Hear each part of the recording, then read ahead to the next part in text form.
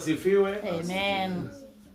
Kila mtu ambaye ameumbwa na Mungu ako na changamoto ambaye lazima akabiliane naye.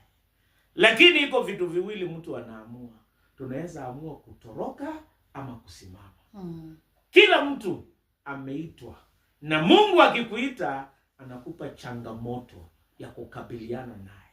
Wengine ni ujenzi. Wengine ni kuhubiri. Hata wengine ni kufikia watu ambaye hawafikiwi.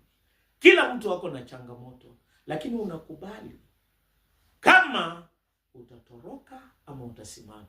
Nashukuru Mungu kwa sababu ya mtumishi wa Mungu Daudi. Katika kitabu cha Samueli wa kwanza 17. Ingawa wengine walitoroka, wengine walikuwa maaskari na walikuwa wametoroka walipoona Goliathi. Wengine walikuwa wanaume na walikuwa wameacha majukumu. Na hata wengine walikuwa wana wa Israeli na wakakataa majukumu. Watu ambao wanatoroka hawapokeangi baraka. Lakini nashukuru Mungu kwa nyinyi watumishi wa Mungu umesimama. Na ukisimama katika majukumu ambayo Mungu amekupa. Jambo la kwanza unatambua ya kwamba unahitaji msaada wa Mungu. Mungu ni mkubwa kushinda Goliathi. Mungu ni mkubwa kushinda mambo yote ambayo tunapitia.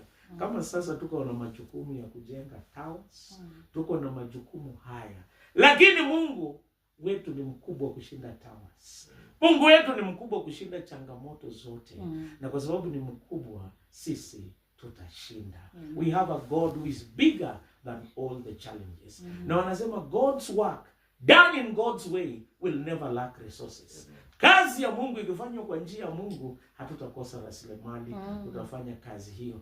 Kitu kingine ni ya kwamba Mungu hawezi kutupeleka penye neema yake haitutoshi. Hata tukiwa tunafanya na tunakutana na changamoto.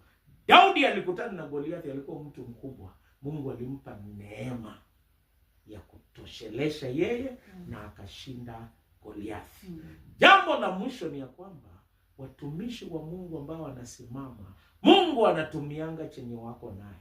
Alitumia Goliathi, Daudi alikuwa na jiwe na kombeo. Hiyo ndio Mungu alitumia.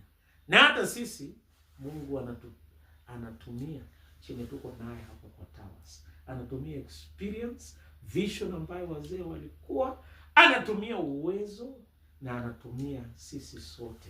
Na tukikubali kutumika na Mungu, Mungu atatusaidia. Leo nimesema tusitoroke, tusimame. Na tukisimama Mungu atatusaidia. Na Daudi